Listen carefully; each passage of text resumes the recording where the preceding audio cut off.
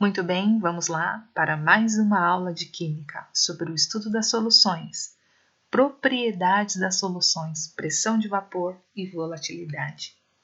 O que é volatilidade? Antes de nós entrarmos nesse conceito de volatilidade, vamos relembrar dois processos muito importantes dentro deste conceito: ebulição e evaporação. O que é ebulição? O que é evaporação? Ambos são processos de mudança do estado líquido para o estado de vapor, porém existe uma diferença entre eles. A ebulição é um processo que você precisa de aquecimento, um processo turbulento de passagem, em que a temperatura do líquido precisa ser igual à temperatura de ebulição, ok? Já a evaporação, ela vai ocorrer abaixo da temperatura de ebulição do líquido. Por exemplo, quando você coloca a roupa no varal para secar, a água evapora, porém você não precisa de um ambiente em que a temperatura esteja 100 graus, ok? Então, a ebulição ocorre no exato ponto de ebulição da substância, enquanto que a evaporação vai ocorrer abaixo. Mas o que é volatilidade? Volatilidade nada mais é do que facilidade de evaporar.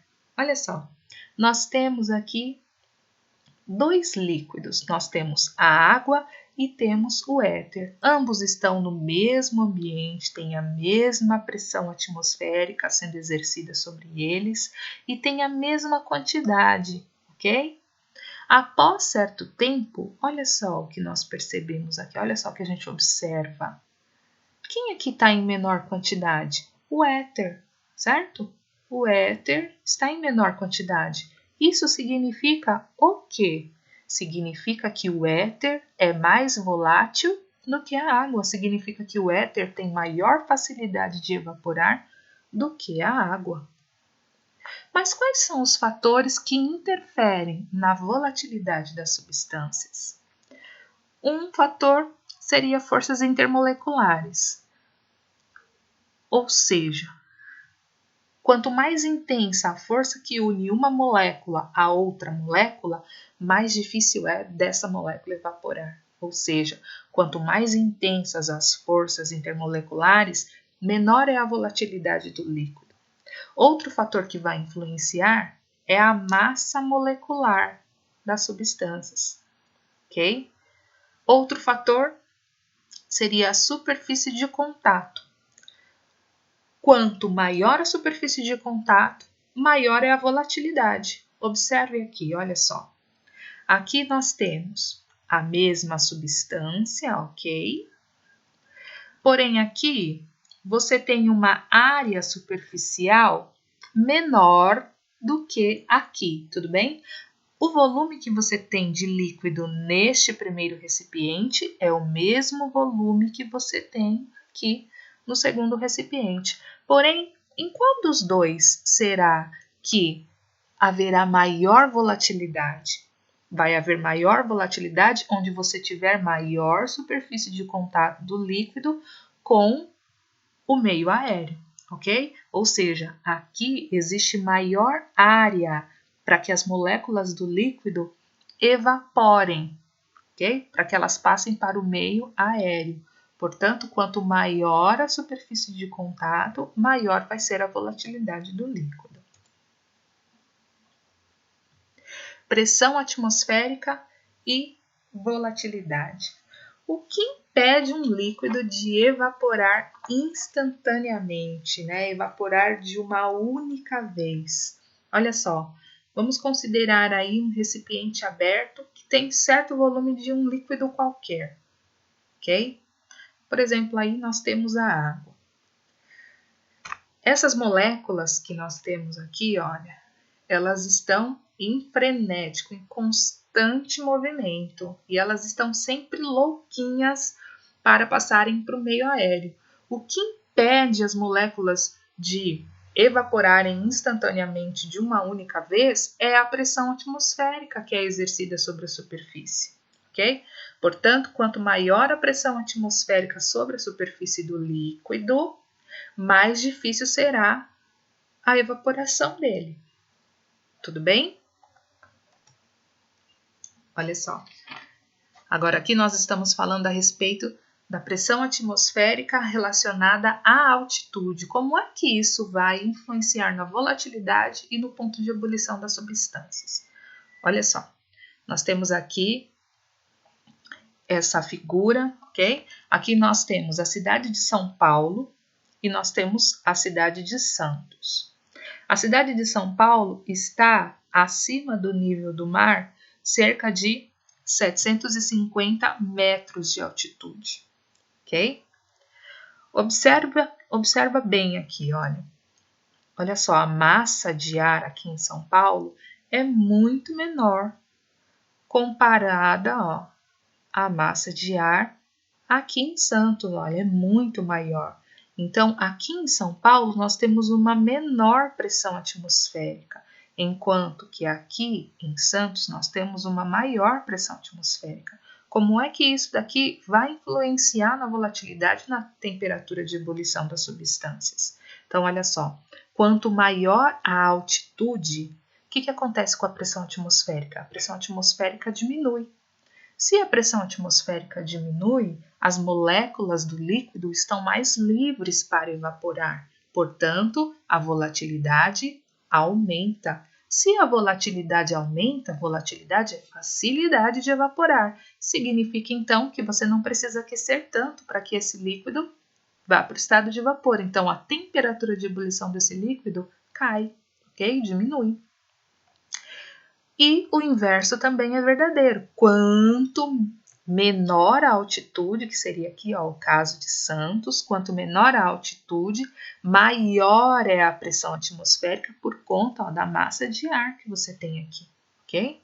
Então, aumenta a pressão atmosférica, ou seja, as moléculas elas estão mais presas, porque a pressão sobre elas é maior. Então, isso dificulta a evaporação. Diminui a volatilidade. Diminuindo a volatilidade, então, o que acontece? Você precisa aquecer mais. Então, aumenta a temperatura de ebulição da substância. Ok? Pressão de vapor de um líquido. Olha só.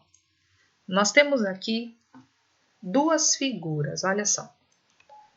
Duas figuras, certo? Nós temos um recipiente fechado que contém um certo volume de um líquido puro, ok? A pressão dentro desse recipiente, ela foi reduzida a zero, ok? Através de uma bomba a vácuo, certo? Ok? A partir desse momento, o que acontece então? As moléculas da superfície do líquido, elas ficam livres da pressão atmosférica. Então, elas começam a evaporar, ok? Elas começam a passar para a fase de vapor. A evaporação é máxima. Contudo, à medida que o vapor ocupa o espaço, esse espaço aqui, ó, acima do líquido, chega em determinado momento, quando todo esse espaço aqui está preenchido por moléculas no estado gasoso, o que acontece? Elas começam a condensar. Olha aqui, nessa outra figura aqui, né? No início, essa condensação ela é pequena, mas à medida, né, que o tempo vai passando, essa evaporação, essa condensação, ela aumenta até o momento em que a mesma quantidade de moléculas que passam para o estado de vapor seja a mesma quantidade de moléculas que passam do estado de vapor para o estado líquido novamente, ok? Nós dizemos que é atingido um equilíbrio aqui, tá? Um equilíbrio dinâmico, ok? Quando isso acontece, nós dizemos então que esse vapor sobre a superfície do líquido, nós chamamos esse vapor de pressão máxima de vapor, tá? Então, é a pressão que o vapor exerce sobre a superfície do líquido. Então, quanto maior é a volatilidade, quanto mais volátil é o líquido, maior vai ser a pressão de vapor.